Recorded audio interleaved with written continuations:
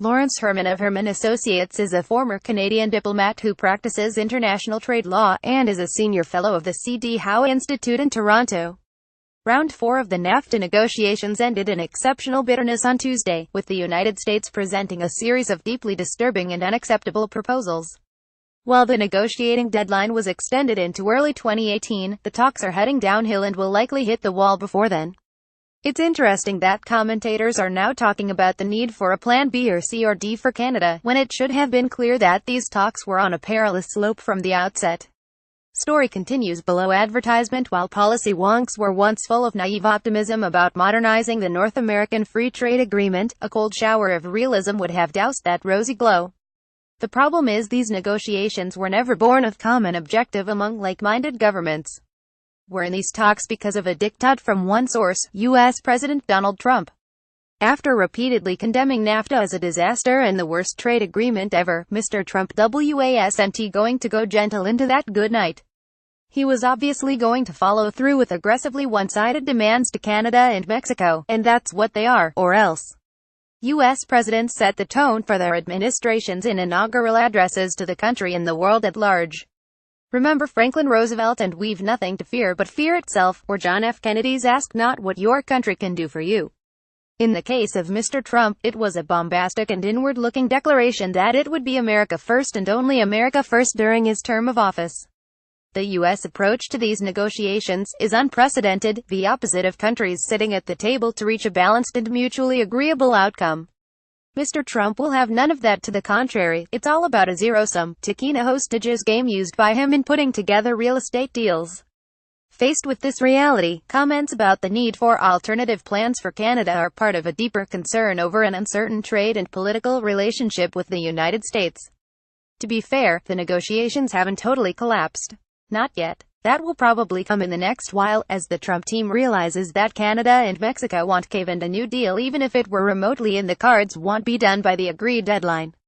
Story continues below. Advertisement. Even the extended deadline into 2018 is totally unrealistic, the result of expedient political calculations that a new NAFTA needed to be concluded before the Mexican presidential elections next July and before the U.S. midterm election period gets into full swing in the summer.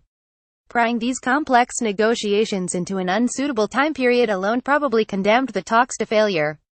Following the acrimonious meetings this past week, the political atmosphere will darken. Whether and when the talks can resume in earnest after tempers cool is uncertain given the take-it-or-leave-it approach of the Trump team.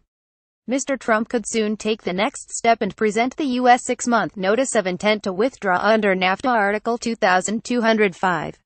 That notice in itself doesn't abrogate the treaty but paves the way for formal withdrawal after the 6-month period ends. Whether Mr. Trump can actually pull the United States out of NAFTA without congressional approval, however, is the burning question. It's never happened before. Many experts say that Congress' constitutional authority over international trade means he'll need that approval. This will be the subject of much argument and inevitable court challenges. It will take months to get this resolved, probably going all the way to the U.S. Supreme Court. In the meantime, without any clear answer on the constitutional front, NAFTA will remain in force, but things will be uncertain and messy as far as the trilateral trading relationship is concerned. No one will know what rules will apply going forward.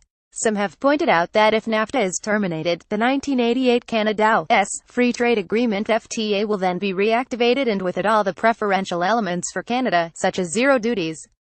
That seems legally correct but is an incomplete analysis.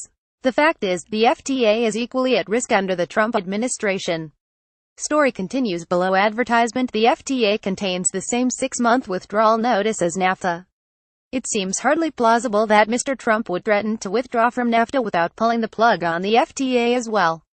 It contains things that the Trump team would find as unpalatable as in NAFTA, such as the automotive content rules, supply management guarantees, procurement obligations, and the binational panel review system. Any renegotiation of the FTA would be as contentious and nasty as what we've witnessed these past days in the NAFTA talks. This ride into the valley of uncertainty is not unexpected. But if there is anything positive coming out of all of this, it's that Canadians are now thinking actively about life after NAFTA. Better to activate plans B, C and D before these negotiations continue to slide down an irretrievable slope.